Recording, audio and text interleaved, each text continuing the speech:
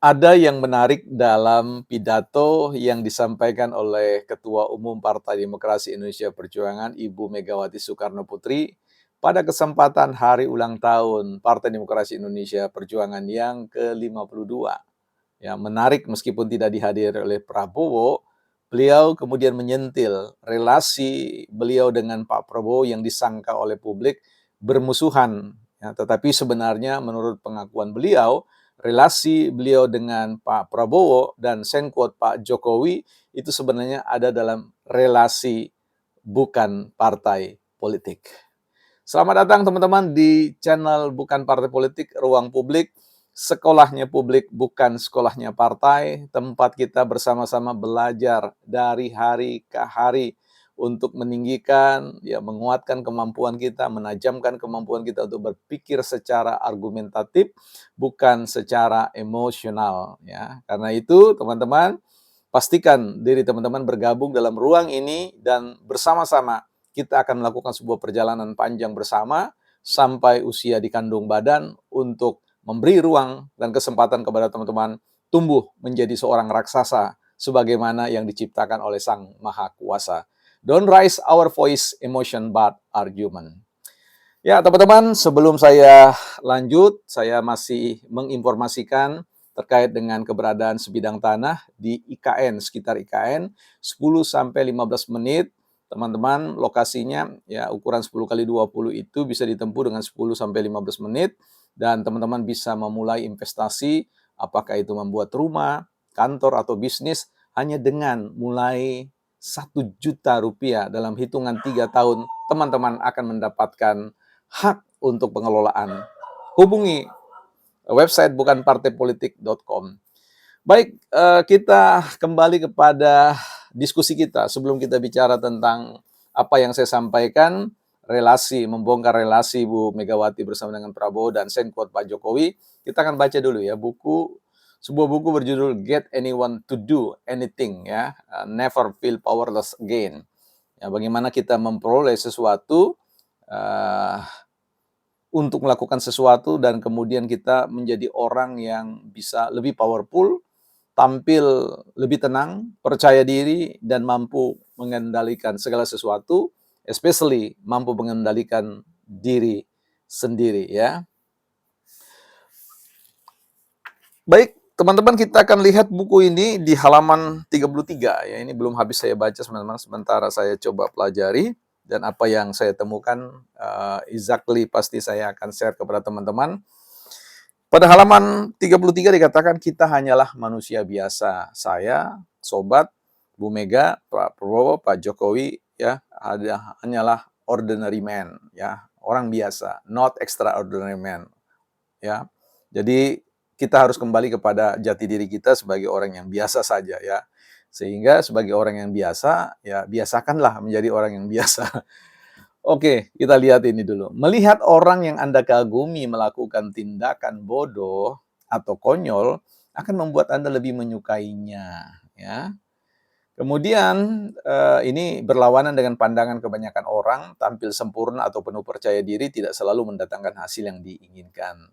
Ya, artinya penampilan semacam itu jarang membuat Anda lebih disukai dan dipandang baik. Nah, bila ingin disukai, lakukan sesuatu yang memalukan lalu tertawalah diri Anda. Jangan berpura-pura seperti tak terjadi apa-apa. Humor yang mencela diri sendiri adalah cara ampuh untuk mengambil hati siapapun. Ini supaya tidak salah mengerti, jadi artinya karena kita ini adalah manusia biasa, seringkali bisa melakukan sesuatu yang quote, ya masuk dalam kategori bodoh, ya stupid, ya. Ketika kita berhadapan dengan kondisi itu, belajarlah mentertawai diri sendiri, ya, bahwa memang sejatinya sebaik-baiknya kita berakting untuk menjaga image, ya, tentu kita sebenarnya sedang menutup-nutupi, ya, kenyataan jati diri kita. Kemudian kita cenderung suka dan tertarik pada orang yang tidak angkuh atau egois. Menunjukkan bahwa Anda bisa mentertawa diri sendiri membuat Anda jauh lebih mudah didekati dan disukai.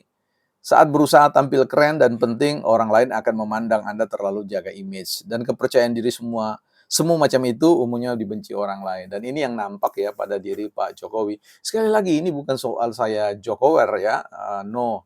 bukan soal buzzer Pak Jokowi, no ya. Jadi, setidaknya saya hadir sebagai perwakilan diri sendiri dan sebagai warga negara yang punya tanggung jawab moral untuk ikut berpartisipasi memberikan pemaknaan terhadap, tujuan pembangunan bersama untuk cita-cita kita bersama.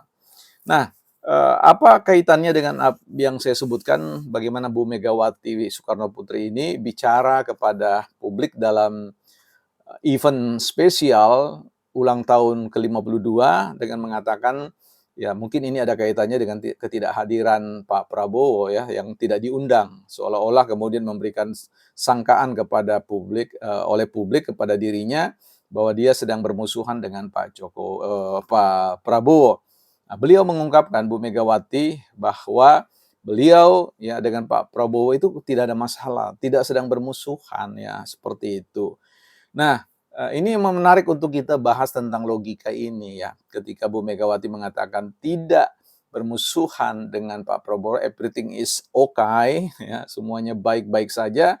Mari kita lihat dalam konteks relasi Bu Megawati dengan Pak Jokowi.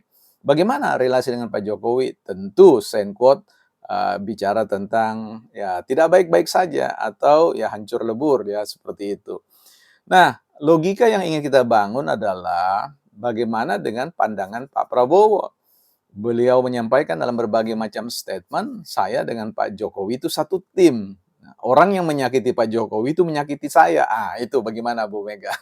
Jadi kalau Ibu merasa berfriend dengan Pak Prabowo, lantas kemudian menyakiti Pak Jokowi, tentu akan memberikan posisi atau menempatkan posisi Prabowo sebagai posisi yang tidak nyaman ya, itu buah si malakama ya, tidak dimakan bapak mati, dimakan ibu mati dan seterusnya. Ini jadi, perlu mengingatkan kita ya ketulusan di dalam konteks kita hadir dalam berperilaku, dalam berpolitik. Toh kepada kita ini kan sudah diajarkan ya melalui proses pendidikan politik bahwa tidak ada teman yang sejati, teman yang abadi, ya yang ada hanya kepentingan. Ya mengapa tidak saja menyebutkan bahwa sejauh kepentingan kami cocok, logika kepentingan kami ini sejalan, ya kita akan baik-baik saja dengan Pak Prabowo. Tapi kalau sudah tidak, kami tidak segan-segan untuk kemudian meninggalkan Pak Prabowo dan seterusnya. Nah inilah yang kemudian harus perlu kita hadirkan. Semangat suatu pertemanan dalam proses politik ini kan selalu mendatangkan, kelucuan ya gitu ya, humor-humor politik yang ya cukup aneh ya. Hari ini maki-maki, kemudian besok-besok sayang-sayang ya. Hari ini tunjuk-tunjukkan, besok-besok rangkul-rangkulan dan sebagainya. Nah, mengapa kemudian Partai Demokrasi Indonesia Perjuangan belum bisa mentertawai diri ya dengan perolehan 16%, dengan ditinggalkan oleh Pak Jokowi dan sebagainya, dengan kader-kader yang lain dan proses pemecatan. Kalau di titik refleksi ulang tahun ini PDIP bisa tampil ya, tertawa, mentertawai tentang apa yang terjadi dalam proses perjuangan politik mereka, bukan tampil dengan garang, dengan marah-marah, maki-maki dan sebagainya, yang sebenarnya sedang membocorkan kapal sendiri, ya itu akan lain ceritanya kalau beliau, Partai Demokrasi Indonesia Perjuangan ini tampil seperti Pak Jokowi, dituduh seperti itu ya ketawa saja ya. Jadi mencoba untuk mentertawai segala sesuatu itu, dan inilah yang kemudian menjadi magnet, daya tarik personalitas Pak Jokowi yang membuat orang kemudian di akhir, di sepanjang sejarah republik ini atau bahkan di dunia, bagaimana ketika seorang presiden itu sudah tidak menjabat lagi, sudah tidak bisa memberikan, tuduhan orang bansos dan sebagainya, tetapi orang datang kemudian menjadikan rumah itu sebagai rumah mereka bersama, rumah tempat inspirasi dan motivasi, rumah di mana, relasi antara rakyat dan seorang presiden tidak terputus. Ya, ini menjadi sebuah catatan menarik dan penting untuk direnungkan oleh Partai Demokrasi Indonesia Perjuangan. Nah, apalagi Pak Jokowi memberikan sinyal dalam artian mengucapkan selamat ulang tahun kepada PDIP, dan ini sesuatu ya, mudah-mudahan PDIP menerima itu. Bahkan juga bukan partai politik mengucapkan selamat hari ulang tahun 50 kedua, walaupun dalam perjalanan membuat konten ini PDIP seringkali menjadi target sasaran kritik yang bukan partai politik sampaikan. Tapi tentu kita perlu tertawa bersama, mengapa kita saling mengkritik, karena tentu kita punya satu tujuan yang sama. untuk menjadikan memperkuat satu dengan yang lain sebagai pilar-pilar pembangunan masyarakat, bangsa, dan negara. Bagaimanapun juga, Partai Demokrasi Indonesia Perjuangan adalah realitas politik, organ politik yang tetap sangat dibutuhkan, tetapi kita dorong melakukan proses transformasi, ya, reformasi penyegaran diri, agar supaya perilaku-perilaku politik yang terus-menerus dipertontonkan itu kompatibel atau match dengan kepribadian bangsa, kepribadian kita bersama, bukan partai politik.